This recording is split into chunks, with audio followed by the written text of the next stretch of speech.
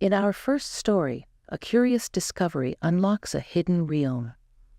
And in our second tale, a journey into the unknown takes a dark turn. Get ready for two thrilling narratives that will keep you on the edge of your seat. Coming up next, don't miss a single moment of these captivating stories. Subscribe, like, and hit that notification bell so you won't miss out. When I was younger, I was all about music, parties, and getting high on various substances to enhance the experience. I'm in the same boat as many who let loose and embraced hedonism. It wasn't surprising that I ended up at festivals with friends who shared my wild mindset back then. Just to be clear, and I don't say this with pride, I've had my share of drug experiences. I don't really regret it, but there was one incident that made me quit for good. My fellow party animals back then didn't understand why I stopped, and I couldn't be bothered to explain it to them. They would have probably thought it was just a drug-induced hallucination. I've had those before due to sleep deprivation and redosing, but nothing compared to this. It was the beginning of summer, and my friend Rachel told me they were going to an EDM festival a few states away. I won't say where exactly, but I've already given away enough by mentioning my home country. I jumped at the chance and quickly got a ticket during the third batch release. It was a 3-day weekend festival, so we needed tents and supplies. Naturally, I had everything ready since this wasn't my first rodeo. I won't bore you with the details of the road trip, but we were all hyped. I was with my pals Chris, Robbie, and of course Rachel. We hadn't been to this festival before, so we had some intense discussions about how to sneak in our stash of pills and powders. I had some MDMA powder, commonly known as ecstasy in pill form, and a few LSD blotters, planning to candy flip the whole time. I went with the classic balsing technique, which is just what it sounds like, stuffing your baggies into your boxers to get past security. For folks like us, this place was heaven on earth. It was set up in a rural area, surrounded by rolling hills and woods on one side. There were like a dozen massive tents set up in a semicircle, each blasting EDM, but with different artists in the lineup. It was paradise back then. The first day was a blur.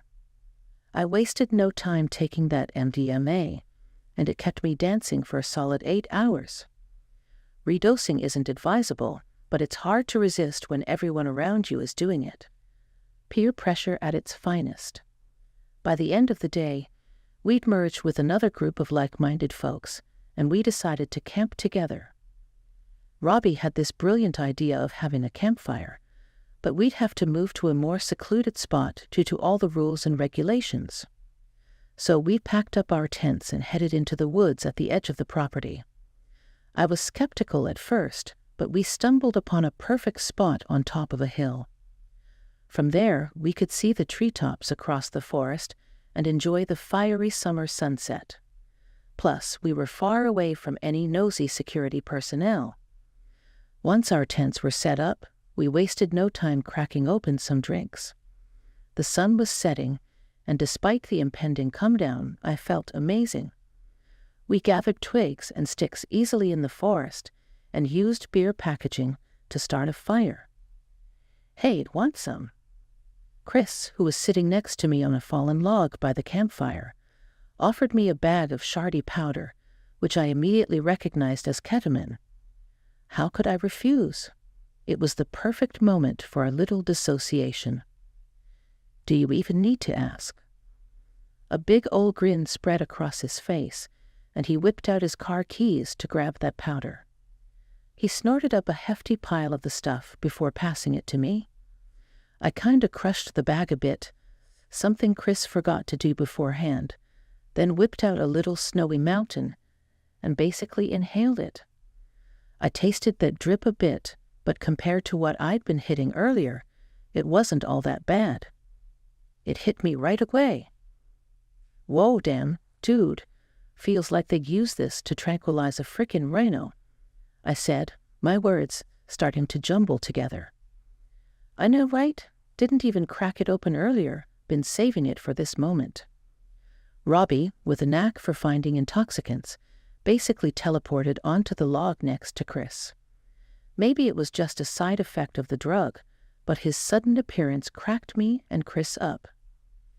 "Didn't know there was an isomer that turned you into an asshole," he chuckled.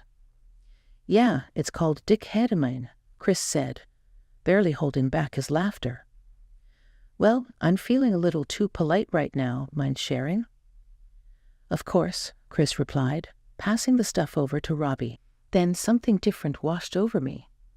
It wasn't nausea or anxiety, but it was like the late-day sunlight was pulsating.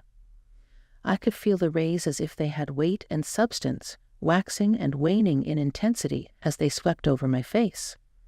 I'd never felt anything like it on this type of drug before, so I figured it was just a mix of whatever other chemicals were running through my veins at that moment. You know, tripping out. I brushed it off and kept the party going. Someone from the other group busted out a speaker, a heavy, bulky thing that sent bass vibrating through our bones. With everyone dancing around the camp, I figured one more hit of MDMA couldn't hurt. I'm not sure how long I danced in pure bliss, but when I finally plopped down on the log for a breather, the horizon was already ablaze with deep orange. "You need a cold one," Robbie asked, pulling off that teleportation trick again. "What the? Damn, dude, he got me again." "Heh, it's just one of my natural talents. You want one or not?" Yeah, crack one for me," I gasped, exhaustion from the day finally catching up to me. Robbie popped open a can and handed it to me, though it wasn't as cold as he promised. We sat there shooting the breeze for a bit, gazing at the leaves rustling below, catching the last bits of dusk light. It felt tranquil, and I knew the money I spent was well worth it. At some point, I got distracted by a faint sound in the distance. Again, I didn't think much of it. I'd had my share of hallucinations after a heavy drug sesh, and I'd seen worse. But the sound didn't fade away after a while, so I strained my ears to make out what it was. A slight breeze picked up, making it a bit harder, but after a short time, I could definitely make something out.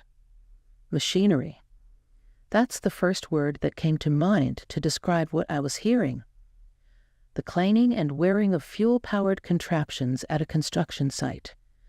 I hadn't even noticed Robbie was gone until I glanced over and saw only a few of us still outside.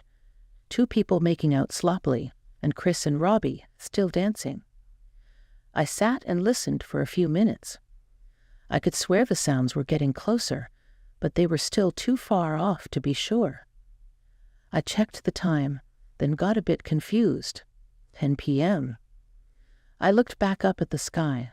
The sun hadn't even dipped below the horizon yet, but the sky was definitely getting darker, with stars starting to show.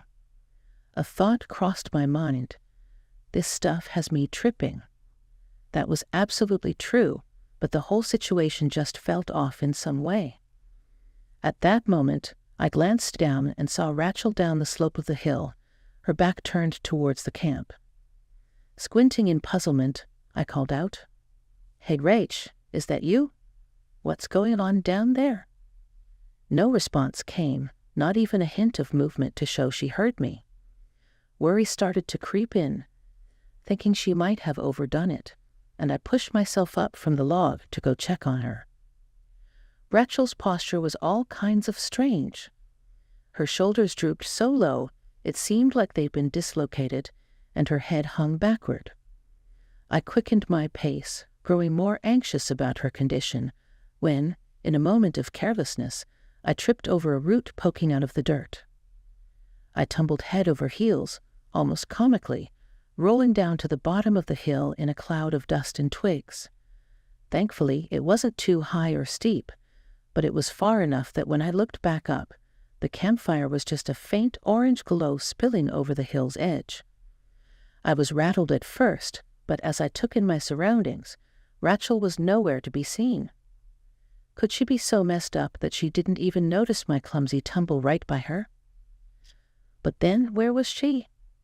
No one was on the slope above me, and I couldn't spot anyone else around. I figured out this was one of those annoying come-down hallucinations. I was annoyed, seeing my crisp white sneakers now caked in a fine layer of brown dust, along with the rest of my clothes. Even with the realization, I found little comfort sitting there by myself, alone in a forest that was quickly growing dark. I picked myself up, dusted off my clothes, and before heading back to camp, something caught my eye. The trees were blocking most of the sky now, but the sun was still there, seemingly in the exact same spot as before. From somewhere beyond the trees above, there were these lines reaching upward towards the sun. Super thin and barely visible, but the longer I stared, the more obvious they became. They moved in the oddest way, like dangling cables or tubes, bending under the influence of gravity, swaying in graceful arcs, and connecting to the sun's edge. I wasn't too quick to chalk it up to crazy visuals, though. I watched with curiosity as more and more of these tubes attached themselves to the sun. The sun itself. It seemed brighter now. It was a dim orange earlier, typical of sunsets, but now it looked more like dawn, almost blindingly bright. I thought I even saw a faint bluish tinge, but with the drugs messing with my vision, I didn't dwell on that idea. I forced myself to look away and head back up the hill. My friends were probably wondering where I'd disappeared to, though they might not even have noticed I was gone. I clambered back over the top to find only Chris and Robbie by the dwindling campfire. My knee snapped a twig as I landed, causing Chris to turn toward the sound. He jumped when he saw me, then settled into confusion as he glanced between me and Robbie, waiting for someone to explain. "What?" I called out, not sure why they seemed so bewildered. "Tell? Man, stop messing around. I thought you were some homeless guy or something," Chris said, sighing in relief once he realized what was happening. "What are you talking about?" I went down there to find Rachel. Wait, where's Rachel? "She went to bed, like 20 minutes ago. And you turned in, like, an hour ago," Robbie chimed in. "What, Robbie? I've been down in the forest for..." I checked my watch. 12 a.m. 2 hours. Chris and Robbie exchanged glances, a touch of fear in their eyes. Without a word, Chris got up and went to my tent, only to find it empty when he unzipped it. "What the hell?" "Both of us saw you go into your tent and zip it up," Chris exclaimed, his worry evident. "Man, I think we're all just seriously messed up," I laughed, devoid of humor. They grunted in agreement, but I couldn't help but wonder about what Chris had just said. Had they both hallucinated me being in the tent at the same time? "Hey, Tell, you okay? You're sweating buckets," Robbie asked, tossing a water bottle my way. "You haven't forgotten about staying hydrated, have you?" Now that he mentioned it, I did start to feel strangely warm. I snatched the bottle and chugged it down in a matter of seconds, then got up and headed over to the communal log bench. Conversation dwindled at that point, and we opted to hit Robbie's bong a few times to ease our nerves. It didn't even cross my mind back then to ask if they saw the same things I was seeing. I was just too caught up in the moment. Both of them turned in for the night, but I told them I wanted to hang outside a bit longer for some relaxation. Relaxation, however, was nowhere to be found. To my dismay, the sun still hadn't set, stubbornly hanging above the horizon, and I could hear those mechanical noises again, echoing across the valley. This time, there was no doubt they were louder and clearer. Logically, that meant whatever was making those noises had moved closer. I was still convinced it was some grand hallucination when I heard a voice. No, that doesn't quite capture it. I couldn't make out any words, but I somehow knew deep down that amidst the distant clanging, I'd heard a voice. Not as a separate entity, but as if the entire industrial soundscape had synchronized in a way that formed a low, metallic voice. Again, no clear words, just a jumbled murmuring that reverberated inside my head. Then I noticed the weirdest sight yet. Despite the glaring abnormality of the pale sun hanging in the pitch-black night, I squinted and saw faint lines drifting across its surface, forming patterns that were slightly dimmer than the rest of the sun. As I focused more intensely, how can I even put it into words? I'd tripped a million times before, but this was nothing like the colorful swirling visuals I was used to. It was like I was staring at an immense, infinitely intricate fractal, unfolding in a tangle of brighter and dimmer light. The longer I stared, the more those noises synchronized, building until I unmistakably heard the words. This one. It sounded so precise, no way my mind had just cooked it up from a random combination of sounds. It came in waves, like a subtle tinnitus fluctuating in intensity to form those exact words. The sky had turned into a black ocean scattered with stars, a stark contrast to the intense cold ball of light in front of me. The heat was unmistakable now, as I wiped sweat from my eyes to keep staring. I decided to smoke more weed and down more beer, hoping to knock myself out and go to sleep. This was getting way too bizarre, even for someone experienced in partying like myself. I packed a bowl and took a slow, deep hit. As much as I wanted to look away, my eyes were glued to the unsettling sight before me. The squirming lines had grown wider and much dimmer, almost a dark gray. I scrambled to down a few beers, and halfway through the third one, a loud clank made me jump, causing me to drop the can to the ground. I furrowed my brow, as if silently pleading with the world to just stop whatever it was doing.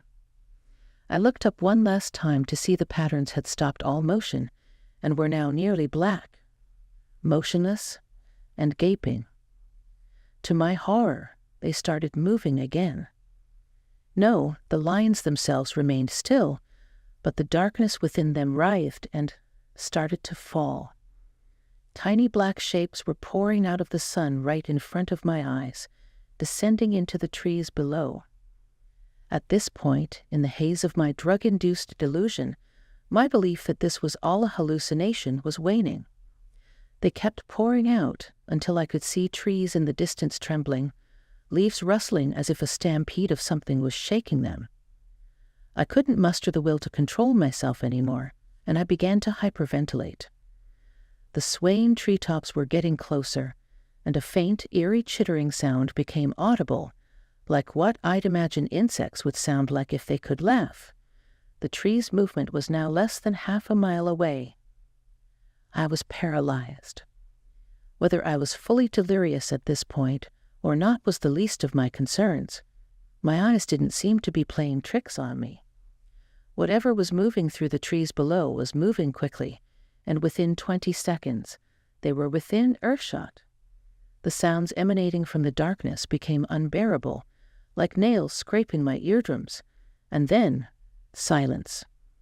Movement ceased, and silence enveloped everything. The campfire still flickered dimly, preventing my eyes from adjusting to the swirling darkness weaving between the tree trunks below. The crackling of the embers disturbed the thick, oppressive silence that hung over the camp. Suddenly, the sound of a twig snapping somewhere to my left broke my petrified state, and I turned my head in the direction of the noise. Rachel lingered at the edge of the fire's glow. Well, to call that entity Rachel would insult her very being. It resembled a creation by someone utterly unfamiliar with human anatomy, its limbs in a constant state of flux, as if it were perpetually trying to correct itself. It took a step forward, sending me tumbling off the log and onto my back. Rolling backward, I hoisted myself up, but it hadn't advanced any further. Instead, it parted its mouth or mouths. I couldn't discern how many it possessed at once, constantly splitting and merging, reshaping itself. Inside, there was only darkness. It began emitting these dreadful, clicking, and ringing sounds that ebbed and flowed, never settling on a single tone. And much like the sounds before, they began to harmonize into something vaguely intelligible. Whatever this entity was, it couldn't quite mimic Rachel's voice. Still, I couldn't make out any distinct words.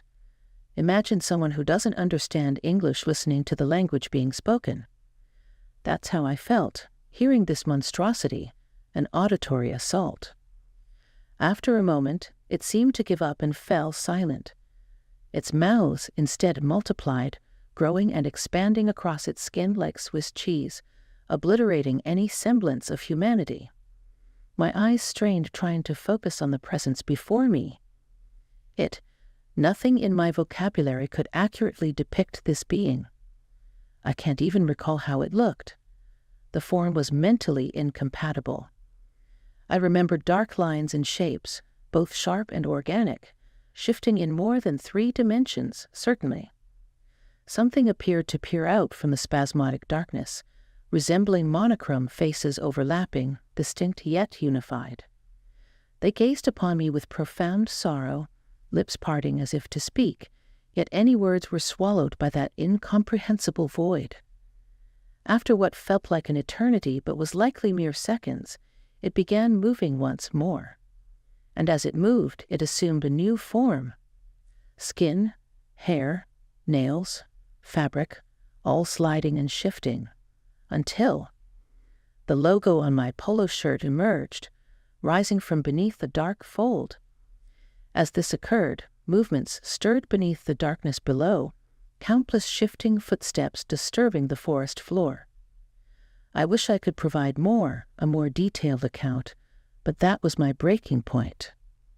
I let go of the still smoldering pipe, spun around, and sprinted in the opposite direction. I ran and ran across the festival grounds, past a vibrant sea of tents and inebriated onlookers, only to slip on a frigid puddle of someone's vomit and fall face first into the trash-strewn earth. I'd regained consciousness in a medical support tent at 11:30 a.m. Observing my arms, they appeared severely sunburned, and the sight triggered a surge of pain across my skin. I winced and surveyed my surroundings. A staff member approached me, a friendly-looking middle-aged man, holding a bottle of lotion and another of water. "Hey, kid, how you feeling? You got some nasty burns there. Forget your sunscreen?" he inquired.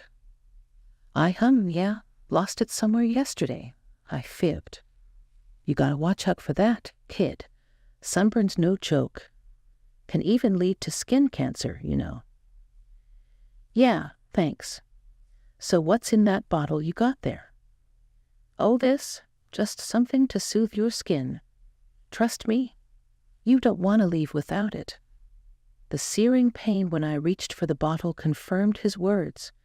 My skin had turned the color of a sunset and felt as scorching as the sun itself. Funny thing is, I did apply sunscreen multiple times throughout the day, and I'm not someone who burns easily. When we were at the camp, I felt perfectly fine. Well, before whatever happened that sent me running in terror.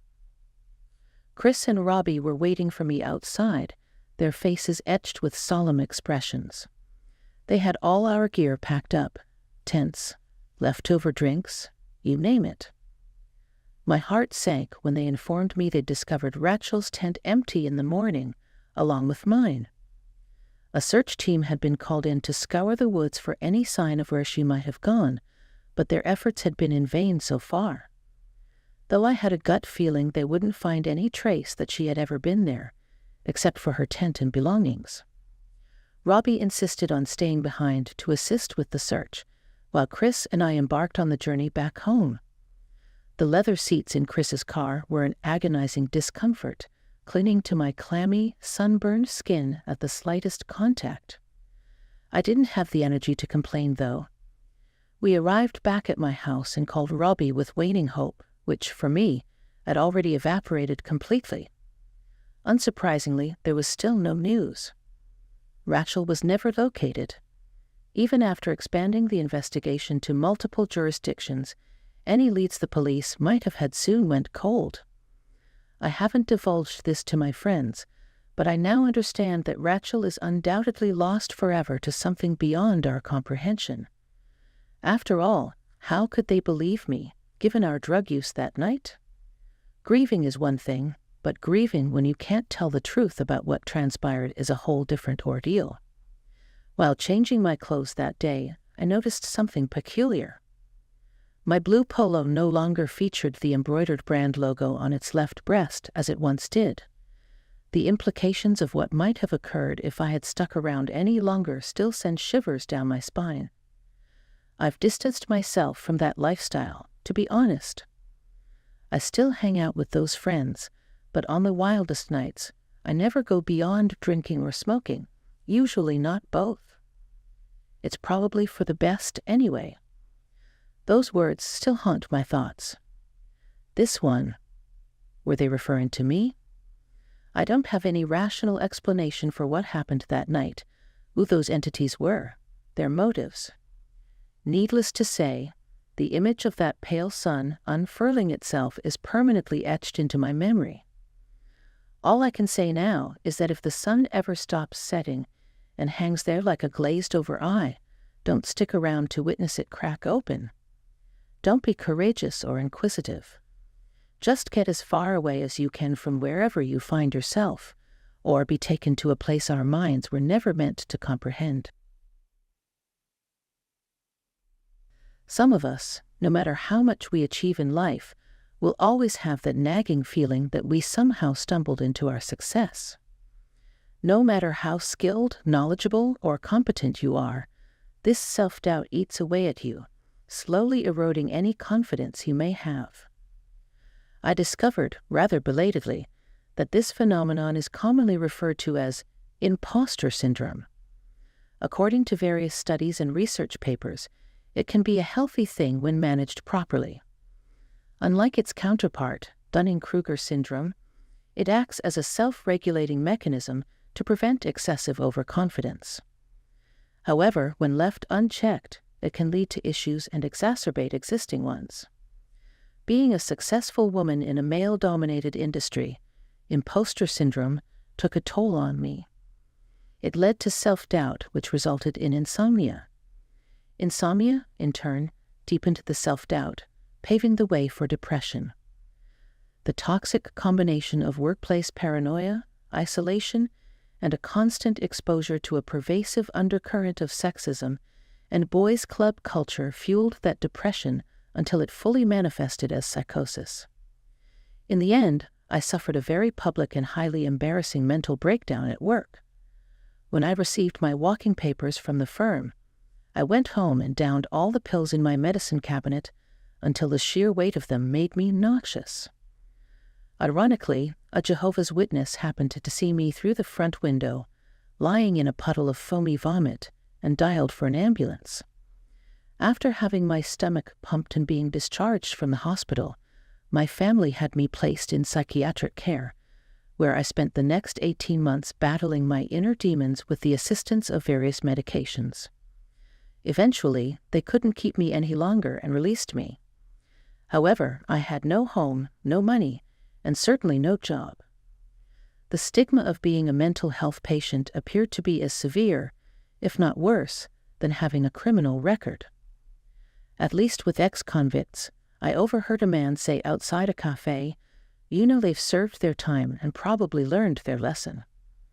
With mentally unstable people, you never know when it's all going to resurface, but you know it will.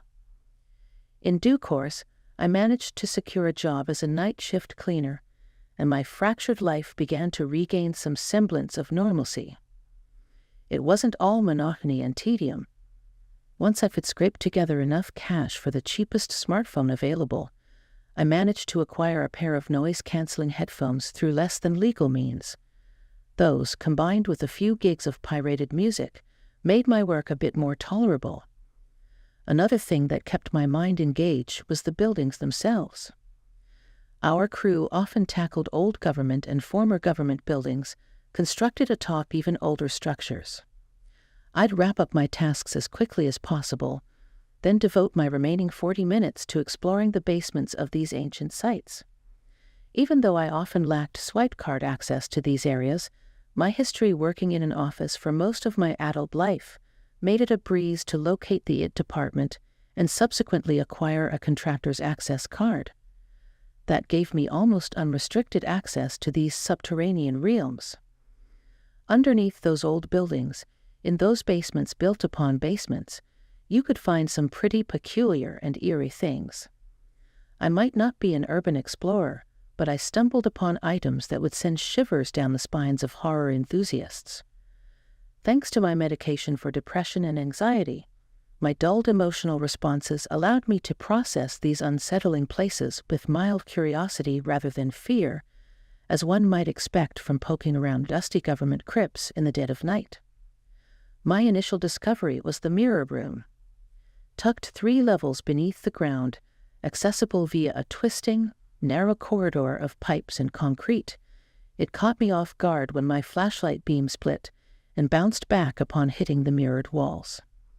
The floor consisted of old, polished wood, and one entire wall was covered floor to ceiling in mirrors. In one corner sat a piano infested with mice, and eerie plinking and scratching sounds filled the air as the rodents scattered from the light. A heap of ancient, blood-stained children's ballet shoes lay in another corner. I surmised that, at some point, this place had served as a hidden underground practice room, perhaps for the children of government employees. Other locations held their own oddities, some more sinister than others. There was the boilerplate room, the dwarf shaft, the broken church, and the string hallway. Yet none of those could compare to the black paths.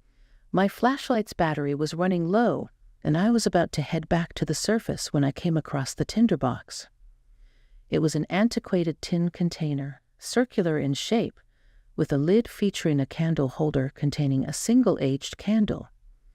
I recalled seeing something similar in a picture when I was a kid, in an old storybook about miners. Intrigued, I opened it to examine its contents.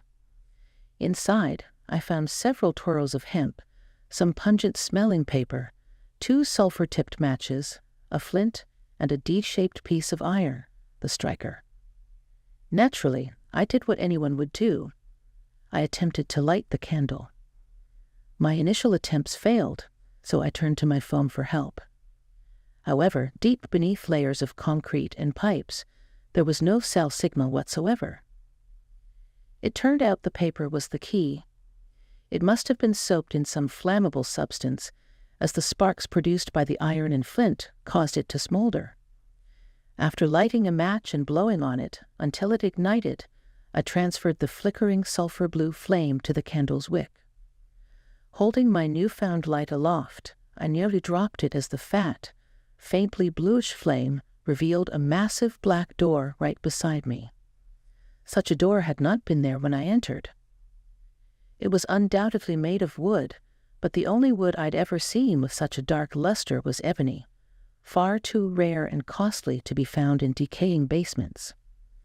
A gentle touch sent the door gliding smoothly open, its whispering sound echoing over polished concrete on the other side, where an unadorned corridor extended into the darkness, as straight as a laser beam. Curiosity overtook me, and without a second thought, I embarked on the first of the black paths. The hallway stretched out for maybe a kilometer, then terminated with another black door, identical to the first one. A gentle push, and it swung open, and with a strange sense of excitement, I recognized that I stood in the dimly lit boiler room beneath my shabby apartment building. Yet this couldn't be right, as my apartment was a good 90-minute train ride away from my workplace. When I flicked on the boiler room lights, the candle's flame vanished into thin air, and so did the door. What in the world had I stumbled upon? It didn't take me long to decipher its operation. With the tinderbox and candle, I could bring the door into existence and save myself the daily 3-hour commute. Consequently, I could sleep in, waste time online, enjoy breakfast at a budget-friendly cafe, or simply sit somewhere and read. For the first time since my infamous mental breakdown and subsequent institutionalization, my life seemed to be improving. My colleagues and boss noticed the change in my demeanor, and I received more responsibilities.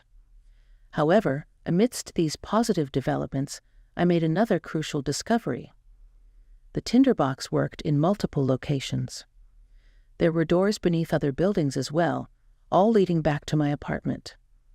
No matter where I ventured, a short walk led me through those eerie, deserted corridors, and during my breaks, I started using them to return home for some personal time. You might wonder why masturbation, of all things. Well, as my confidence grew, my medication dosage decreased. With fewer drugs in my system, my libido roared back to life. I'd also observed that the lifeless concrete hallways had changed slightly. They were no longer still and empty, as a faint breeze coursed through them, seemingly hurrying my journey home to my laptop and vibrator. I believe for the first time in years, I was actually enjoying life. And it was bound to get even better. My promotion to shift manager meant more income, primarily directed toward indulging in a vice I had neglected for a long time: food. Being impoverished limited my culinary choices. Rice had been my staple for so long that I instinctively ignored most supermarket aisles. Then, during one of my treks through the chilly tunnel of the tinderbox, thinking about groceries and delicious luxuries, I emerged in a new location: the ancient, decaying basement of a supermarket warehouse. Chilled from my journey through the tunnel, which had taken longer than usual, I gazed at the colossal crates and pallets of foodstuffs surrounding me, basked in the flickering glow of the unceasing candle. It doesn't take a genius to guess what I did next. I loaded up on as many indulgences as I could carry, and over the next few days, I made numerous return trips until my cupboards overflowed with all the delights I'd missed for the past few years. I didn't even mind the additional distance of those tunnels. The freedom from grocery expenses was worth any minor inconvenience. Off my medication entirely, I joined a gym and embarked on shedding the excess weight that had accumulated on my body during years of drug-induced lethargy. My previous clarity of mind returned, along with my ambition. I believed the tinderbox had been granted to me as a gift from some otherworldly force, a form of compensation for the suffering I had endured. Mastering the manipulation of the darkened passageways came effortlessly to me now.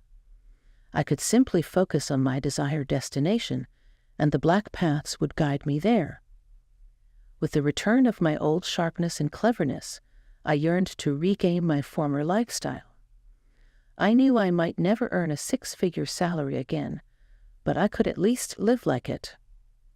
Through the faintly shimmering concrete and oddly warm walls of the tunnels, I discovered gloomy warehouse basements teeming with clothing, makeup, jewelry, footwear, and expensive beauty products. I felt like a human embodiment of fantastic Mr. Fox, using my ingenious tunnels to liberate the gluttons and greedy executives of their ill-gotten goods. But one fateful night, a light appeared in the tunnel from the opposite direction, and everything changed. I dashed away from the light, convinced it was some security guard who had uncovered my secret entrance, who had cracked the code of how the intruder kept slipping in. When I reached my side, I forcefully swung the ebony door shut and extinguished the wick. A faint curse echoed in the distance just before the door faded into nothingness. I refrained from using the tunnels for nearly a month. However, the temptation of my newfound lifestyle was too intoxicating to resist. I opened the tinderbox and peered inside, greeted each time by the same sight: a few coils of hemp, some smelly touch paper, 2 sulfur matches, and a flint and steel. Determinedly, I lit the candle, closed the box, and pushed open the black door, venturing down the corridor. The distant light, bobbing in the darkness, initially sent shivers of fear down my spine. But then I spotted a detail I had missed before. It was the same faint bluish light as that from my own candle. Intrigued, I approached the source, a sense of exhilaration creeping up my spine as each step brought our meandering, flickering flames closer together. Before me stood a man, dressed as smartly as I was, but his eyes were hollow and bleary from exhaustion. "Oh God, help me," he cried out. "I can't find the door. These tunnels seem endless. Please, get me out of here." In his trembling hand, he clutched a tinderbox identical to mine, but his candle had nearly burned out. Mine remained almost as fresh as the day I discovered it. With a snarl of desperation, he lunged for my candle, grabbing it from my startled fingers. Then he bolted, leaving his tinderbox at my feet. I chuckled at his futile escape attempt because there was nowhere to go. It was a straight corridor, and in his weary state, he had no hope of outrunning me. But when the flame on his discarded tinderbox sputtered out, I felt a fear like never before. Dim, golden-orange light began seeping through the heated walls. They grew thinner, as if the stone was becoming insubstantial, and something sought to break through. Distant cries of agony resonated through the ever-changing corridor, and with a dreadful certainty that something had gone horribly awry, I sprinted for my life. When I caught up with the man in my tinderbox, he stumbled and wept. I snatched the light from his grasp and shoved him to the ground. "You can't evade it forever," he said. "Once you venture deep enough, you can't find your way back. Then the candle will burn out, and you'll be damned to Sheol forever." He knelt there, sobbing and shaking his head. A pool of golden light radiated around him on the scorching stone floor. "What's happening?" I stammered, the words trembling off my tongue. "The inevitable," he replied. Then hands of molten gold surged from a circle, pulling him through the floor with a horrifying hiss as superheated metal met human flesh. With one final, wordless cry of anguish, the man vanished. I sincerely attempted to cease using the tinderbox. Cut off from my primary sources of pleasure, my mood darkened and depression reared its ugly head once more. I vowed to use the tinderbox sparingly, to minimize my time on the black paths. But despite the gold-drenched, anguished face of the man etched in my memory, I couldn't resist. Anger welled up at my own weakness, frustration, and irrationality consumed me. My candle remained whole and barely depleted. For all I knew, it might last a lifetime. Perhaps when the man found his, it was already on the verge of running out, and he recklessly wasted it exploring endless, improbable pathways. It was during this time that I began to notice the words etched into the tunnel walls. They were not in English, and given the technology freeze on the black paths, I had to copy them by hand and attempt translation on the surface.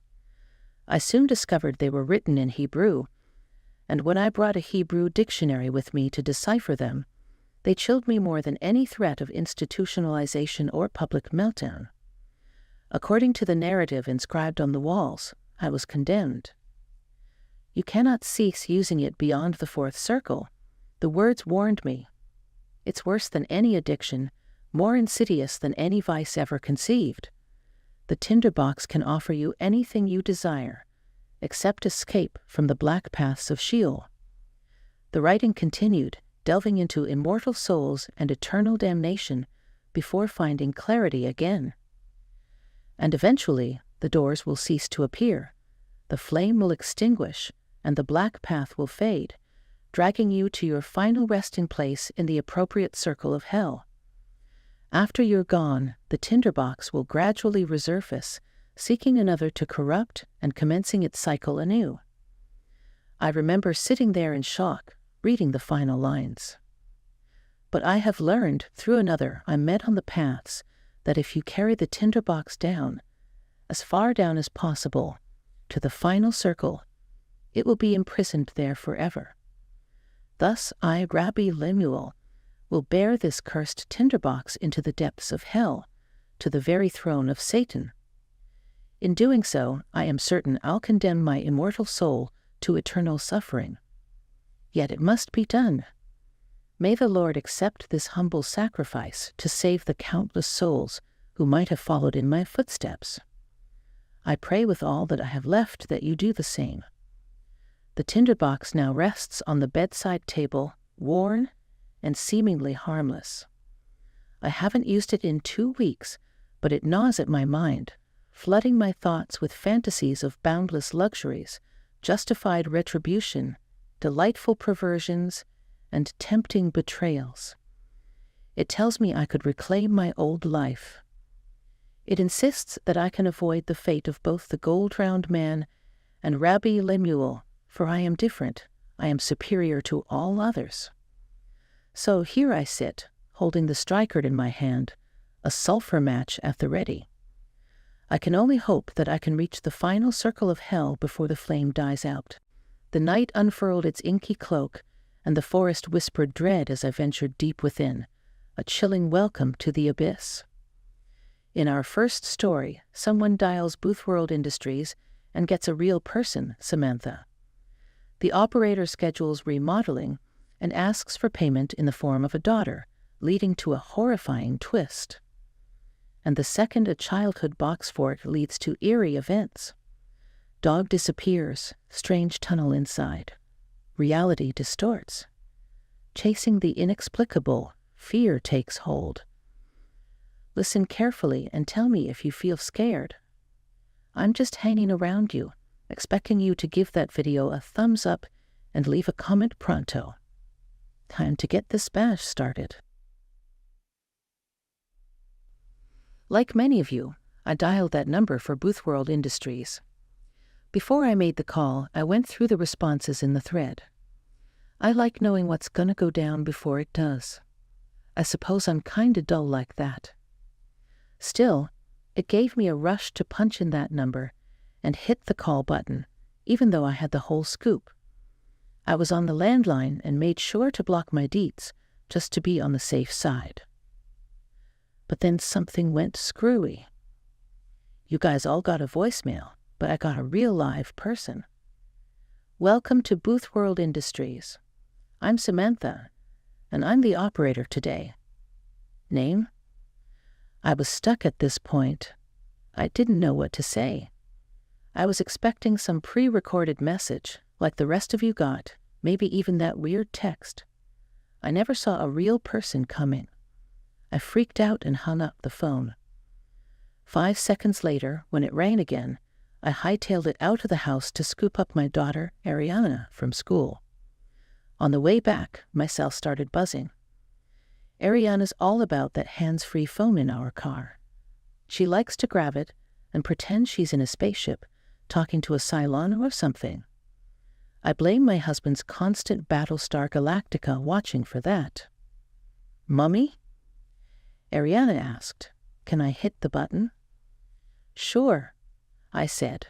"Just do it quick before the light changes." Ariana unbuckled her seatbelt and reached between the front seats to tap the button that'd answer the call. "Hello," she said after waiting for the beep that told you the phone had picked up. I heard the same voice from before, cold, almost robotic. "Welcome to Boothworld Industries. I'm Samantha, and I'm the operator today. Name?" Everything stopped for me right then. The light turned green, cars zoomed by, and the ones behind me laid on the horn. But I sat there, staring at my steering wheel. //No-Sleep is supposed to be the spot for spooky tales, a place where you can give yourself a little fright, but come out okay in the end, a place where you live out your fears. That lady's voice on the other end of that phone ain't safe at all. "Mommy?" Ariana asked, "Is everything all right?" "Hello, Ariana," the operator said. "Welcome to Boothworld Industries. I'm Samantha, and I'm the operator today. Name?" I didn't say nothing. I hung up the phone and drove the rest of the way home. Ariana looked up at me as we walked up the driveway. Was that a Cylon? I put on a smile even though it felt like someone had stabbed my gut, and it was still twisting in there. "Nah, sweetheart," I said. "Cylons ain't real." My little girl gazed at me, her brow all wrinkled, and she frowned. That broke my heart. It was the first time I'd lied to her. Nah, it wasn't a Cylon on the other end of that line, but there was something missing in that Boothworld operator's voice. Something shattered. Something human. Something dead. When we got inside, I fixed Ariana a cereal bowl and took it to her room. I turned on SpongeBob SquarePants for her to watch, and I knew what needed to be done. I entered the Boothworld Industries number into my cell. As I held the phone to my ear, there was someone breathing on the other end. I didn't even hear it ring. "Hello?" I inquired. "Welcome to Boothworld Industries. I'm Samantha, your operator today." "Name?" My mouth went dry. I was aware of my duty. "Janice Hoffman," I replied. Janice was my boss at work. Though her voice brought to mind Fran Drescher, her wandering hands reminded me more of that shady boss from Disclosure. On the line, I could hear Samantha vigorously tapping away on the keyboard. It seemed like she was wearing one of those wireless headsets and pounding her face into the keys. "Janice Hoffman," she confirmed. "Remodeling is set for January 14, 2022. Would you like to reschedule?" "Yes," I agreed. "We've got an opening on Monday." "That's fine. Would you prefer a courtesy call?" I'd wanted no part in listening to someone's demise. "No," I declared. "Are you sure, Mrs. Jacobs?" "Yes." "All right. On Monday, the 13th, we've got Janice Hoffman scheduled for remodeling." "Fine." "Mrs. Jacobs?" "Yes." "How do you want to handle payment for this?" What the heck was she talking about? The original story never mentioned anything about payment. "Payment?" I questioned. "Yes, Mrs. Jacobs. When you schedule a remodeling, the scheduling is final unless another member shifts the scheduled date. We expect payment in full before service is rendered." "What's the cost?" "Ariana." The name lingered in the air. "Ariana," I murmured. "What do you mean?" "The price for the scheduled remodeling is your daughter, Ariana. If you don't pay, we'll have no choice but to repossess what's due." My blood turned to ice when she mentioned repossessing. I could sense her grin on the other end of the line. It was the first hint of emotion she'd shown so far. "What's the difference between payment and repossession?" I asked, closing my eyes. "You can earn back some of the payment, at least parts of it, by referring new members. Unfortunately, all repossessions are final." "Why are you doing this?" "Ma'am, you responded to our ad and called us. You contracted work on Janice Hoffman. Now we're at the payment stage. The cost of the work is your daughter, Ariana." "You can't take her." "Fantastic. Repossession is scheduled then. We at Boothworld Industries appreciate it and welcome you to the club. Have a great day." I flinched when the phone made that clicking sound. I moved it away from my ear and just stared at it. If I hadn't felt like I was going to cry and throw up at the same time, I might have cracked up. Everything was insane. I was nuts. I stared at my cell screen. The Boothworld Industries number was still right there on the display. I dashed into Ariana's room. It was empty. Her cereal bowl sat on the towel I always put under her stuff in case she made a mess. In the bowl, there was a business card. I snapped a photo because I thought I was losing it, and I believed that card wouldn't stick around if I blinked. When I picked it up, it felt warm, like it was baking in the humidity. My skin crawled, and I dropped it. It landed face up in the bowl. I heard a roar outside and managed to get there just in time to see a matte black Chevelle SS whip around the corner. I dialed 911. They sent a cop, and he got all my info. An Amber Alert went out. Then came the waiting. I felt desperate, so I checked /r/BoothWorld, but the subreddit was private. A few hours later, I got a call. The number was from a 917 area code. "Hello," I said. "I already knew who'd be on the other end." "Ma'am, this is Samantha from BoothWorld Industries again. Your courtesy call is starting now." I hung up. My cell started ringing again. 323 area code. I yanked the battery out of my cell. My landline started ringing. Caller ID showed an 832 area code. I didn't pick up. I unplugged the phone and sat there with my face in my hands. I couldn't even begin to comprehend what was happening. I just sat there and cried, feeling completely powerless. That's when the phone started ringing. My cell buzzed across the table, away from its battery, and my unplugged home phone rang louder than it ever had before. I got in my car and left. I went to Walmart and used a payphone to call the detective in charge of Ariana's case. His name was Stark. After what felt like an eternity on hold, Stark answered. "Mrs. Jacobs," he said. "Have you found her?" I asked. "No, but we traced the number. It was some kid's cell phone from a block over from your place. He swears he never made the call, but the carrier says otherwise. The kid said he dialed a number for, hold on a sec. Here it is, BoothWorld Industries, on a site called Reddit." "Reddit," I corrected. "That's what I said. There's no record of BoothWorld Industries anywhere. We're holding the kid, and I'll keep you posted if anything develops, all right." "Is that all?" I asked. "All I want is my daughter back." "Yes, ma'am.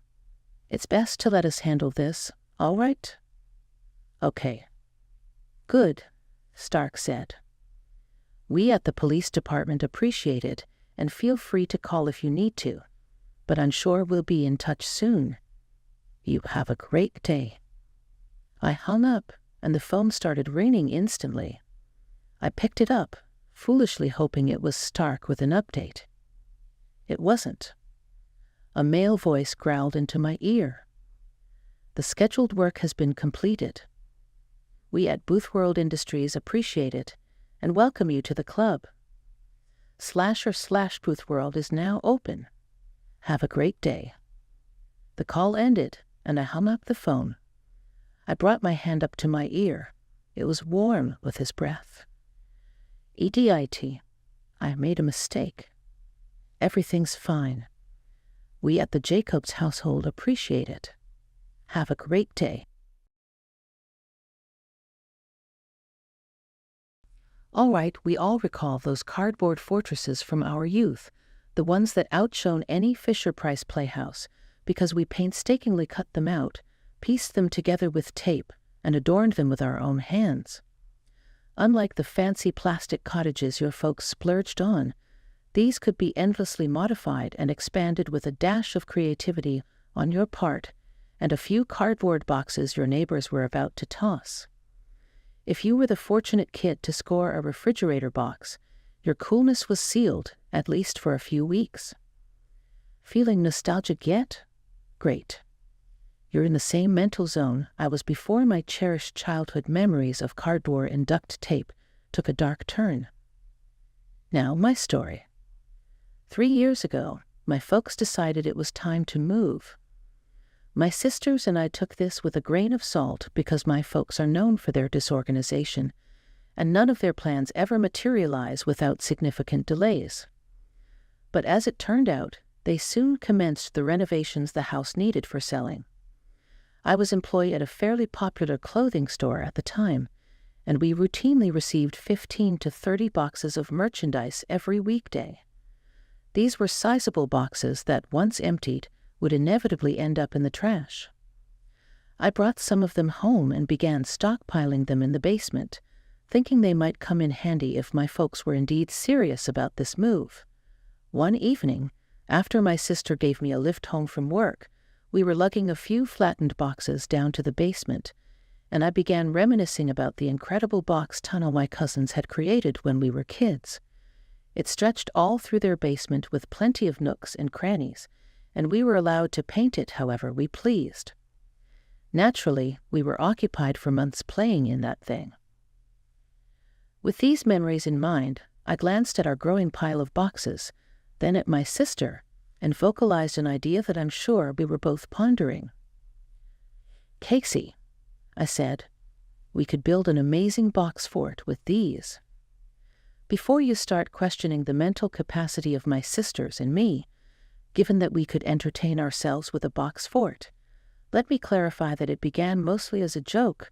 Wouldn't it be hilariously absurd if we did this sort of thing? But yeah, we got really into it. We're a pretty creative family, so the construction was what we enjoyed. We didn't spend hours inside playing house or anything like that. We assembled it upstairs, the first 8 boxes serving as a tunnel connecting my sister's rooms, Taylor and Casey, with a small entrance to the bathroom and another tunnel branching off to my room. We grabbed Sharpies and adorned it to our heart's content, hung up amusing pictures inside, and Casey even strung some Christmas lights, which added a nice touch. Any 4-year-old would be proud to call this box fort their own. I brought home more boxes. We extended the tunnels, making them fancier and adding curves at the end, so when you were inside, you couldn't see an entrance unless you crawled all the way to the end. We even covered the whole thing with blankets to make it look better and to block out the light from the numerous gaps and openings throughout. Our dog, Juliet, was hesitant at first, but joined the Box Fort Club as soon as the 3 of us crawled inside to read ghost stories because she didn't want to miss out. It was really dark in there. We usually brought flashlights, and nearly every time we crawled through, we burst into fits of laughter, mainly because we were 3 fully grown girls crawling through a box fort. I mention this just to emphasize that, despite the complete darkness and the cramped size, there was none of that overwhelming atmosphere of fear, foreboding, and malevolence that often accompanies eerie places. At that point, it was still entirely ordinary and amusing, though it would have been a challenge to convince one of us to crawl through it to get to the bathroom at night when the house was silent and everyone else was asleep. My folks understandably found the colossal obstruction in their hallway annoying, which they had to hop over to access their bedroom, the linen closet, and our bathroom. Still, they generally tolerated our antics and only threatened to dismantle it once or twice. Nevertheless, we decided we weren't satisfied with our box fort because we wanted to create an epic box fort. However, having already taken up the space in our bedrooms, the only remaining option was extending it across the hall to my parents' bedroom, something they'd never consent to while living in the house. Fortunately, they were going away for a week. That's when we filled every inch of free floor space in their bedroom and closet with box fort, and that's when the strange occurrences began. It happened progressively. We'd be in there, hanging up funny pictures or whatever, and then we'd hear a shuffling noise echoing down one of the numerous branching tunnels.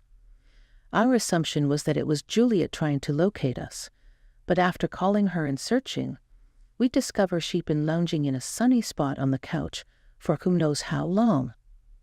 One time, Casey and I were inside hanging up paper bats we'd cut out, and we heard the shuffling from a distance. "Juliet, Julietta," I hollered. "It's not." "What are you talking about?" I said, baffled because her expression suddenly turned frightened. "It's not Julie. Taylor just took her for a walk. They're both gone." I stared at her for a moment, recalling Taylor shouting something about walking the dog not too long ago, and then we both scrambled toward the nearest exit. Once we were outside the fort, we immediately burst into fits of giggles, feeling absurd now that we were safe. "Do you think it's mice or something?" Casey asked, wrinkling her nose. I replied that I didn't think so. The store was pretty clean, and the house had never had mice. But there had to be another explanation. The noise came from the section that extended into my parents' closet, a big walk-in with a window overlooking the backyard. The window's open in here. I bet it was just the breeze rustling the boxes.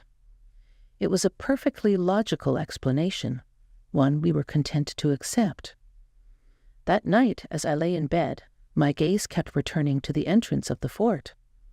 It was pitch dark in there, and something about having that wide black tunnel in my room made me feel extremely exposed.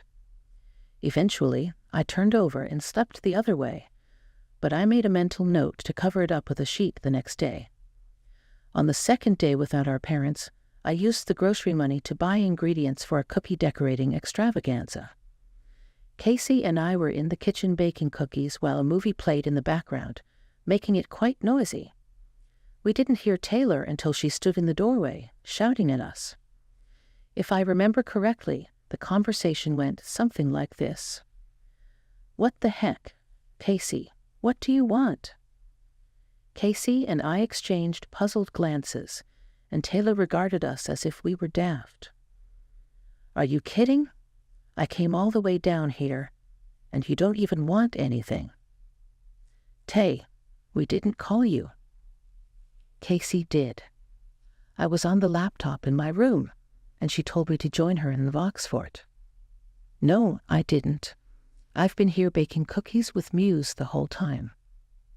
"Oh, come on, Casey. You totally did. I heard you. And then when I went in, you left and came down here." At this point, with one sister irate and the other bewildered, I intervened and got the full story from Taylor. Apparently, she was in her room when she heard Casey calling her name from inside the box fort. She asked what Casey wanted, and Casey insisted that she come into the box fort. Annoyed, Taylor finally complied. However, she couldn't see Casey inside, and a moment later, she heard Casey laughing with me down in the kitchen, where Casey had always been. Needless to say, the atmosphere in the room shifted from warm and comfortable to incredibly eerie. I felt the need to step up as the big sister to reassure them. We argued for a while with the "you're lying" routine, but once both sides were convinced that the other was telling the truth, it was time for some investigating. Armed with a kitchen knife more for courage than any real fear for my life, I volunteered to inspect the box fort while they waited outside, keeping a close watch on me. I'm a rational, level-headed person. When it comes to the supernatural and the paranormal, I maintain a healthy dose of skepticism. I'm open to the idea of anything: ghosts, vampires, mermaids, you name it, but I won't buy into it until I see concrete scientific proof of its existence. At that time, in my mind, such evidence hadn't materialized yet. That's why I had no qualms about investigating the fort after that incident. If it happened to be an intruder, well, what could they possibly do to me in a cramped little box fort with my sisters right there? Besides, someone had to take charge of the situation. With these thoughts in mind, I ventured into the fort and discovered nothing. No supernatural entities, no vagabonds, and no one else in the house. Somehow, I managed to persuade Taylor that the loud TV downstairs combined with Casey's and my voices had created the illusion. We all settled down to enjoy cookies and watch movies together, feeling reassured. Perhaps it was a residual effect of the daytime incident, but both Casey and Taylor had trouble sleeping that night. In fact, I woke up in the middle of the night to Casey's anxious voice calling out, "Muse, Muse." Parents with young children might become accustomed to this, but when I woke up to that, fear instantly gripped me. I leaped out of bed, grabbed my knife, and rushed to her room. To those of you who might be puzzled by the fact that I keep a knife in my bedside table drawer, Remember that I'm a petted woman with little chance of defending myself against an intruder without some form of protection. Anyway, Casey's room was in darkness, and when I switched on the light, I found her sitting up in bed with wide-open eyes, looking on the verge of tears. Seeing nothing unusual, I demanded to know what was wrong. By then, Taylor had entered the room with Juliet in her arms. Casey explained that she had been sleeping when suddenly she awoke with the sensation that someone was in the room, watching her. She found herself staring at the entrance to the box fort. This sent a chill down my spine, as I had experienced something similar, but what she said next was even more peculiar. She kept her gaze fixed on the entrance, trying to quell her unease, when suddenly the boxes began to shake as if something inside them was moving rapidly away from her room. Apparently, that's when she started calling my name, waking up Taylor in the process. For the second time that day, I conducted a thorough search of the box fort and the entire house, but found nothing. I might have dismissed it as a dream if not for another strange incident the following day. Casey woke up an hour late for work because her alarm didn't go off. Her alarm had failed because her cell phone was missing, a phone she claimed to have placed beside her pillow before falling asleep. Taylor and I made an effort to help her find it before she left, scouring her bed and the floor, and even calling it from the home phone. However, none of us were particularly surprised or alarmed because Casey had a reputation for misplacing things. When Casey returned home that evening, I inquired whether her phone had been there when she woke us up in the middle of the night, but she couldn't recall seeing it. Nevertheless, she had been texting her friend in bed and had taken care to set the alarm and place it beside her. In the end, we decided to wait for it to turn up.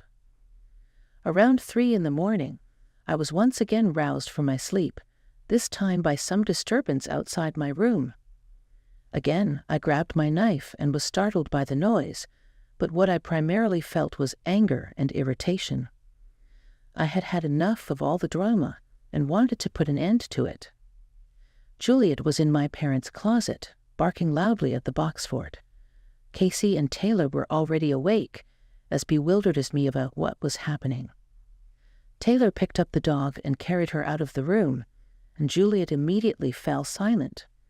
This left Casey and me standing in the closet, wearing bewildered expressions.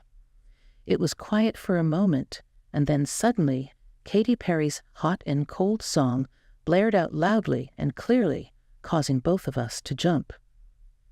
"What the heck?" I exclaimed, still trying to wrap my half-asleep head around this. Normally, my sisters tease me when I swear, claiming that I don't do it properly, but this time, they seemed to think it was appropriate. "That's my ringtone," Casey said, giving me a strange look but not making any move to retrieve her phone. "Well, answer it," I urged, feeling exasperated. Casey lifted the blanket covering the entrance of the box fort, and there was her missing cell phone, lying in the middle of the first box, still playing the song from its inadequate speaker. She opened it and held it to her ear. "Hello?" I waited for a moment and then asked, "So, who is it?" Casey expressed her disgust and abruptly ended the call. "It's nothing, probably just our voices echoing in the background." "They must have hung up," she explained while crossing her arms. She then turned her suspicion toward me. "Why on earth would I steal your phone and wake all of us up at 3 a.m? I responded incredulously. Casey shifted her focus to Taylor.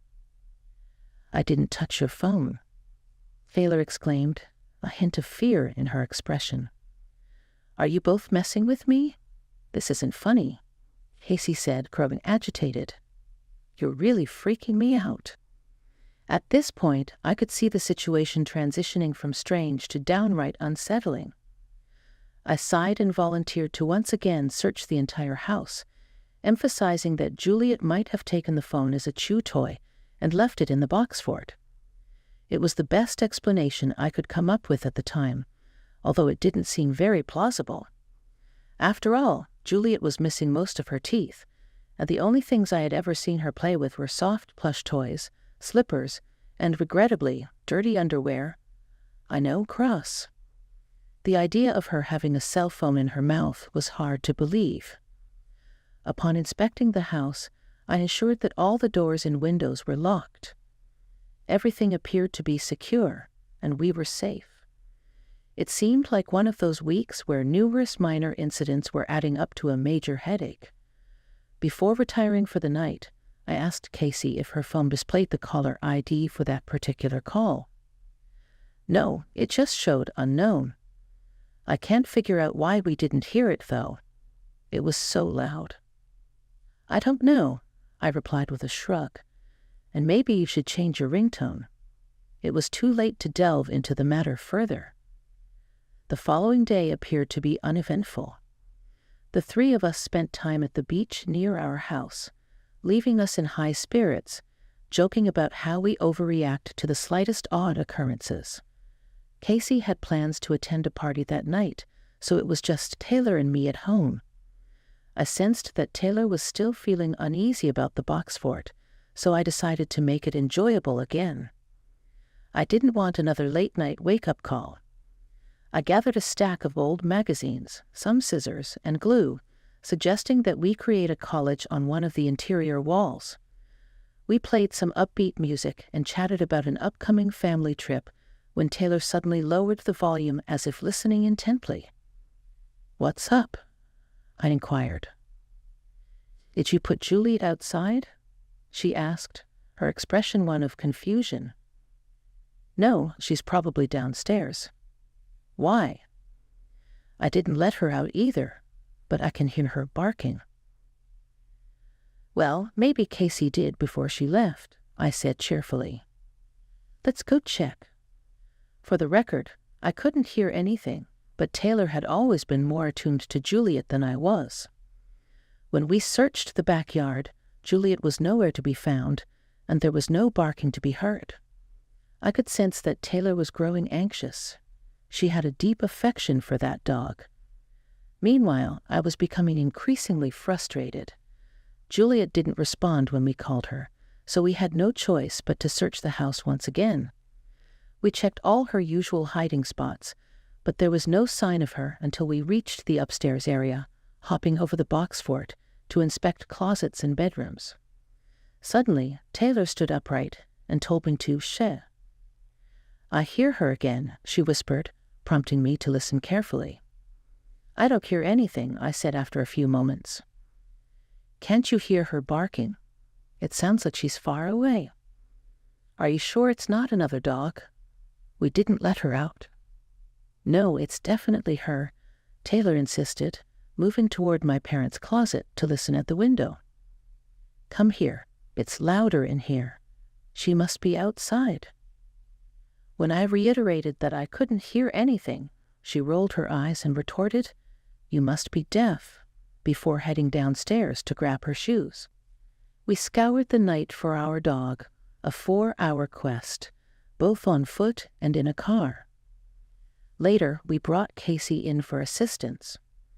My heart remained in my throat throughout the entire ordeal, dreading the possibility of discovering something dreadful on the roadside and wondering how I could console two girls who adored Juliet as if she were their child, especially since nothing terrible had ever occurred in their lives before.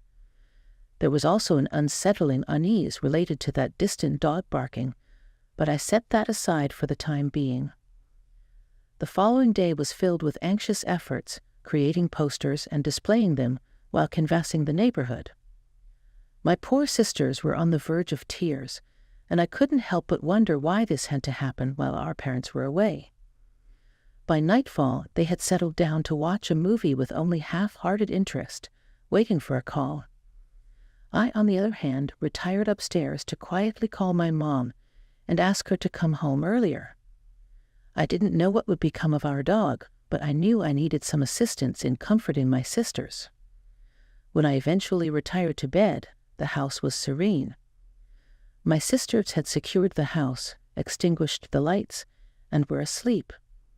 I grew bored with my book, unable to sleep, and much like a few nights prior, I found it impossible to divert my gaze from the entrance to the box fort. I had covered it with a blanket as I had planned earlier, and while that seemed to provide some comfort, I still felt uneasy.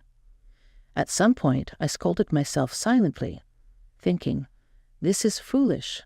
I'm going to sleep." I prepared to roll over to the other side when something caught the corner of my eye. The blanket covering the entrance moved slightly, as if stirred by a passing breeze. This was strange because all the windows had been closed when we switched on the air conditioning the previous day.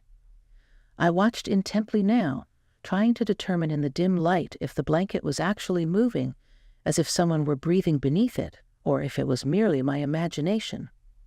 It wasn't a figment of my imagination. As I watched, something inside touched the blanket with a single slender finger and traced a vertical path down to the bottom. I'm not particularly courageous, but something changes when you're responsible for the safety of others. Suddenly, frightening things don't paralyze you with fear, because you know you have to be brave for the people you care about. In this moment, my brain could only process the most logical explanation. I turned on the light, got out of bed quietly, and softly called out, "Juliet." Receiving no response, I prepared to step forward when the boxes suddenly trembled as if something were moving through them. I admit I jumped, and my heart began racing. But I also remembered that we hadn't actually checked inside the box fort amidst all the commotion. Picking up the flashlight that lay on the floor near the entrance, I knelt down and lifted the cover, shining my light inside. The tunnel leading from my bedroom was empty. However, I couldn't see around the corners. "Juliet," I called, keeping my voice down so as not to wake my sisters. I repeated, "Juliet," using that stern, commanding tone. Finally, I heard a faint whimper, reminiscent of her puppy days, and a shuffling noise moving further away from me. I cursed under my breath. Beyond all the associations of a creepy box fort in the middle of the night, all I could think about was my little dog, possibly hurt and frightened. I wanted to reach her before my sisters did, to assess the damage, if any. Things could quickly spiral out of control with them if Juliet was in bad shape. So, heroism triumphing over cowardice, I got on my hands and knees with the flashlight and entered. Inside, it was eerily silent, the type of silence that makes you feel as if your ears are stuffed with cotton, but you can hear your own breath clearly. As I advanced through the tunnel, I first looked right, toward my sister's rooms, but saw nothing. Then I looked left, and I heard shuffling, catching the tail end of something black as it turned a corner. "Juliet. Juliet," I whispered, trying to keep my voice gentle and inviting, but that dog never came when called. I sighed and pressed on, passing by our failed college attempt along the way. When I reached the end, I turned my flashlight down the long tunnel leading to the closet. Unfortunately, my feeble light couldn't reach the far end. It simply stopped at a wall of darkness. At this point, my determination wavered. I must have remained on my hands and knees for a full minute before hearing the whimpering again, and something shuffling farther down the tunnel. It urged me forward. Resolutely, I continued toward the closet, fully expecting my weak flashlight beam to eventually reveal the red fleece blanket with penguins on it, which we had used to cover the entrance to the closet within the fort. However, I found nothing, not even an opening. The best way I can describe it is by likening it to a childhood game we played where you lay on the floor, close your eyes, and raise your arms and legs, with friends lowering them to the ground slowly.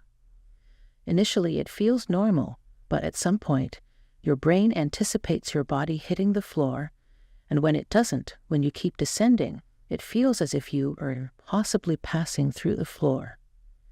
That's what being in that tunnel felt like.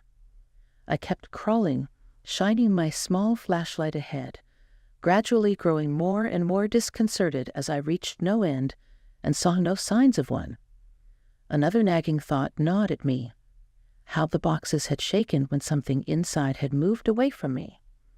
Juliet is a small dog, a miniature schnauzer. When she traversed the tunnels, she didn't need to duck. All you could hear was the soft padding of her feet and the slight scratching of her nails against the cardboard. The boxes only shook and shifted when something large moved through them, like me. I don't know how far I traveled or how long I was in there, but at some point I stopped with a clear sense that this isn't right. I visualized the fort in my mind. Based on my calculations, I should have been somewhere in the backyard by then, suspended 2 stories high. It had finally dawned on me that I was currently in a space that couldn't possibly exist, pursuing something larger than Juliet and still within. Panic overtook me, and I hastily retreated. Crawling in the opposite direction didn't appear to lead anywhere except into a never-ending tunnel. I was completely unhinged, tearing apart the boxes at their seams, punching my way through, and finally finding myself in a jumbled mess of blankets and cardboard in the middle of my parents' closet. I must have appeared quite ridiculous, sprawled on the floor like that, but when I gazed at the tight walls of that 5-foot by 10-foot walk-in closet, goosebumps erupted on my back and arms. It was akin to going outside for a run, then turning around after 10 minutes of jogging, only to realize you hadn't even left your front porch. It just didn't make sense. I had crawled so far into that tunnel, but I hadn't gone anywhere. I had followed something that was still inside, something that couldn't possibly exist.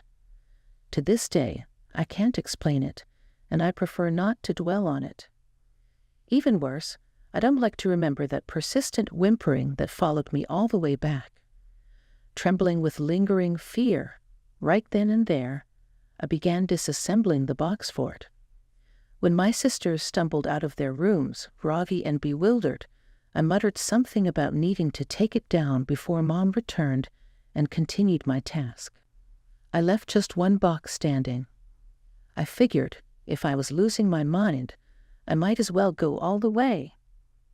Thinking of our dog, I left a solitary box standing alone in the closet and transported all the others to our backyard's fire pit. The following morning, I incinerated them, and my mom was back home by the afternoon. That's not quite the conclusion of the tale, as there was some happiness awaiting us later, but I almost wish it were the end. What followed didn't provide much closure for me. We eventually located Juliet a few days later. She was all right, a tad skittish and jumpy initially, but elated to see us. My family was overjoyed, and nothing could really dampen their spirits, not even the little matter of where I had found her. It appeared that for everyone except me, all thoughts of the box fort had been completely erased. On the day she returned home, I was alone in the house, washing dishes after a pancake breakfast and allowing my mind to wander. Suddenly, I became aware of a muffled scratching and whimpering sound coming from nearby. My heart soared, and I checked the back door, the garage door, and the front door, all to no avail, before realizing the noise was coming from above me. Slowly, I ascended the stairs, tracing the sound to my parents' room, and finally to their closed closet door. I opened it, and my little dog leaped out, barking and wagging her tail with excitement. After that, I got rid of the last box, though it might have been too late.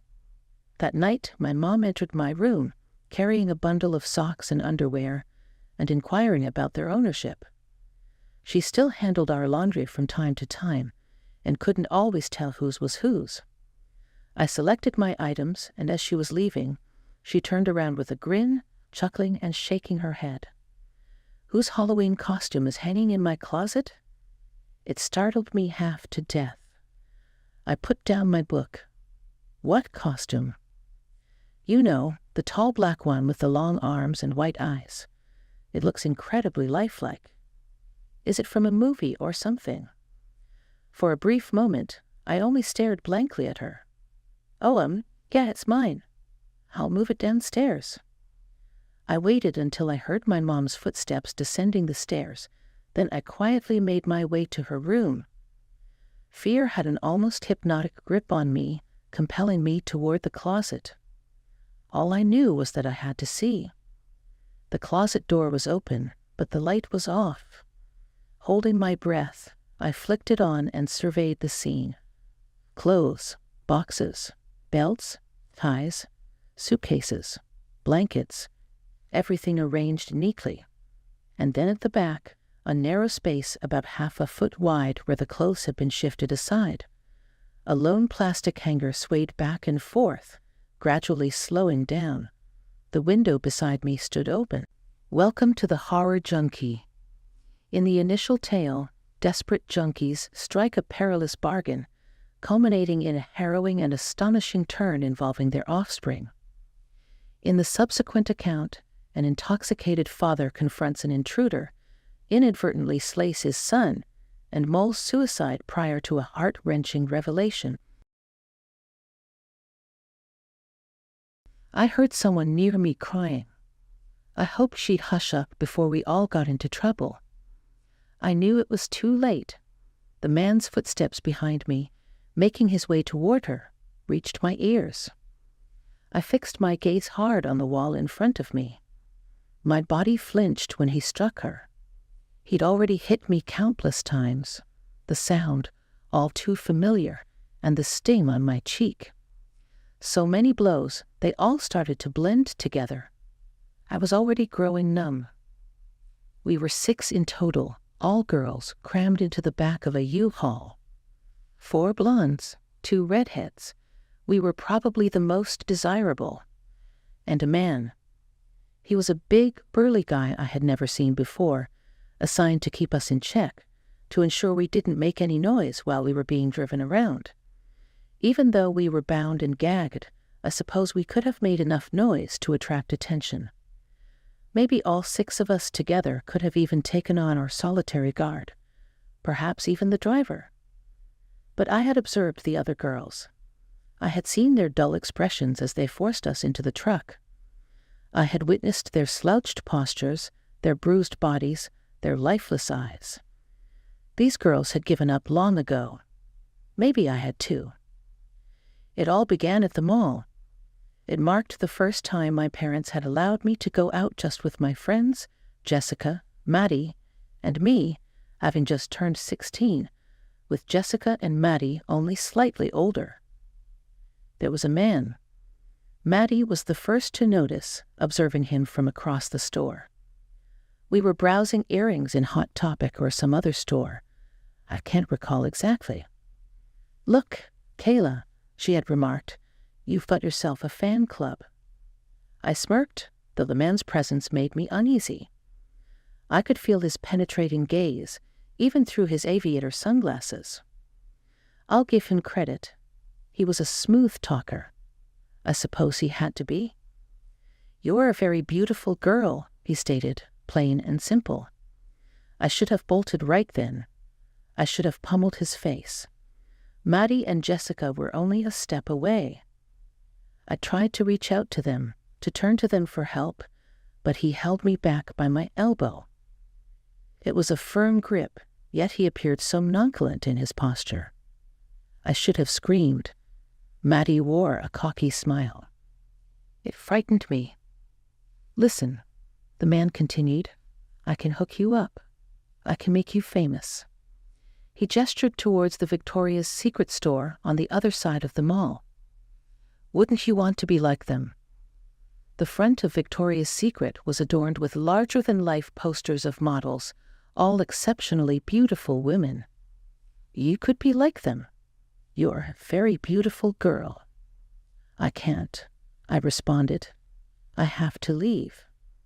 Maddie seemed disappointed, and Jessica glanced down at her feet.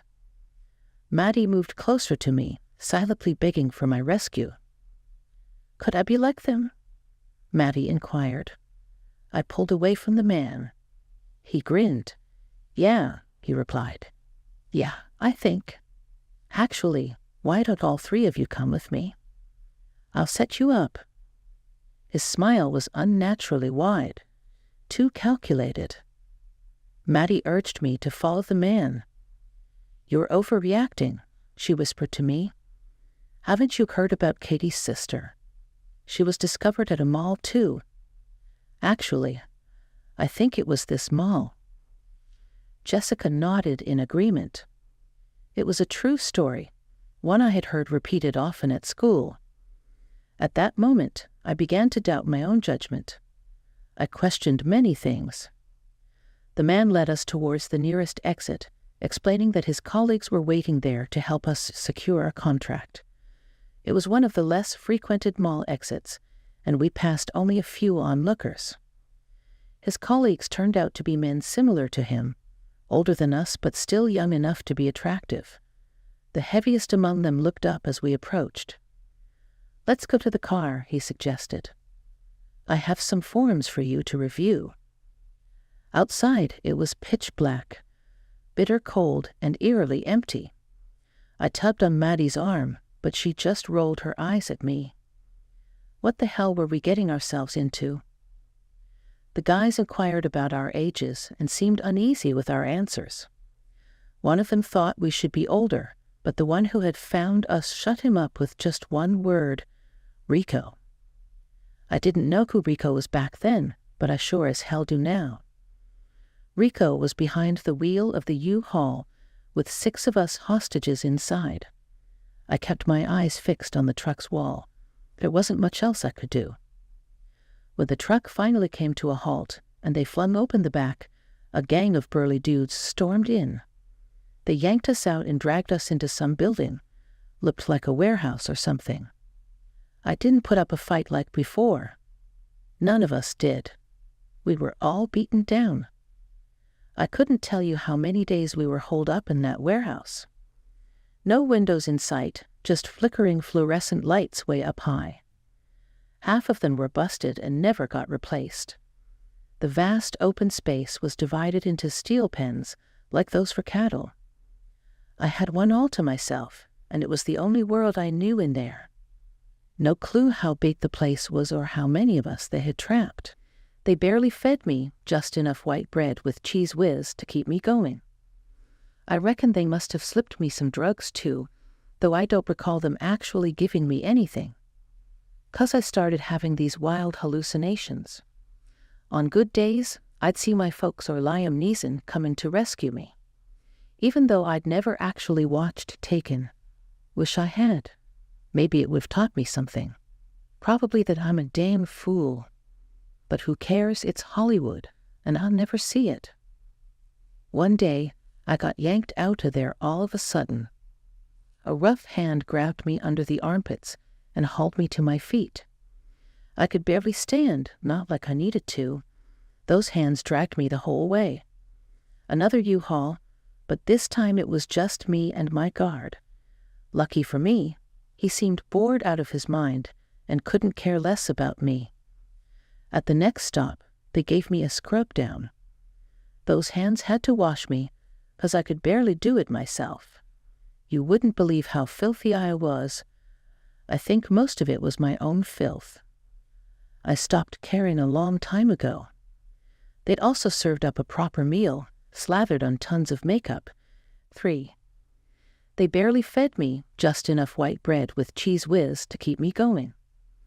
I reckon they must have slipped me some drugs too, though I don't recall them actually giving me anything.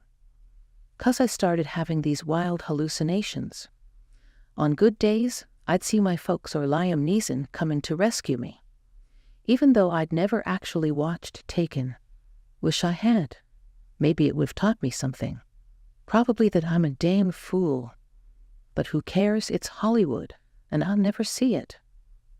One day, I got yanked out of there all of a sudden. A rough hand grabbed me under the armpits and hauled me to my feet. I could barely stand, not like I needed to.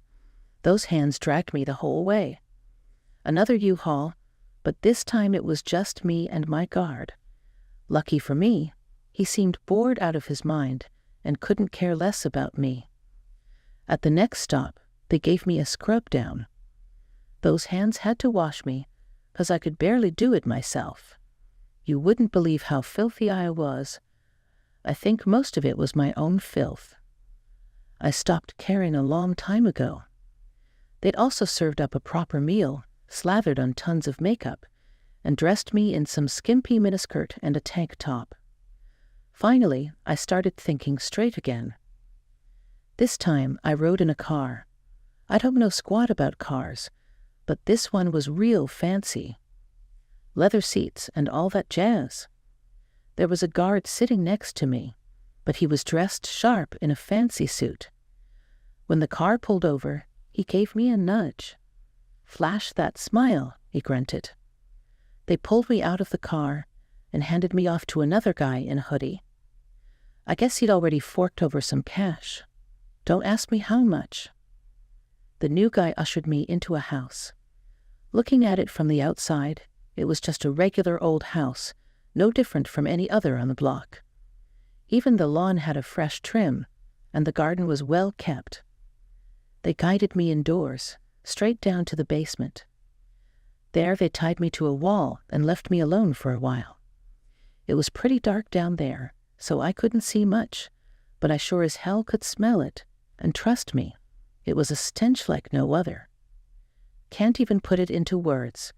Also, the wall I was strapped to was freezing and sticky, but that was about all I could make out. When the guy came back, he had a bunch of others with him. They were all hooded, but not like in hoodies this time. They had on these full-length black cloaks, like monks or something, or even resembling the KKK, except in black. Sounds crazy, but down there in the real-life dark basement, it freaked me out big time. The monk-like figures, or whatever the hell they were, started moving around, lighting these long candles on metal stands. As the room slowly lit up, I first noticed that the walls were pretty much covered in shiny red splatters. Guess that explained the stickiness. On the floor right in front of me, there were 2 stone tables. One was pretty big, and the other was smaller. Then, another hooded guy appeared, coming down the stairs. He had some critter with him, which I soon figured out was a goat. He put it on the smaller stone table, and his buddies helped him shackle it to the table with chains. The goat didn't put up much of a fight during the whole process. I was busy marveling at how perfectly the small table was designed to fit the goat, grooves, and shackles, and all when I realized the bigger table was meant for a human. In other words, me. But whatever ritual or whatever these guys were doing, it started with me still chained to the wall. They drew pentagrams on the floor, set stuff on fire, and chanted in languages that made no sense to me. The room got smoky real quick, and I started drifting back into my usual hallucinations. But just before I blacked out, I saw one of the guys raising a dagger high in the air. After a moment, he brought it down fast. Amber pulls in the most cash on Friday nights, so that means I'm set on Saturday mornings. I can only make it a few hours before I start getting the jitters, so Twixie always expects me by 11.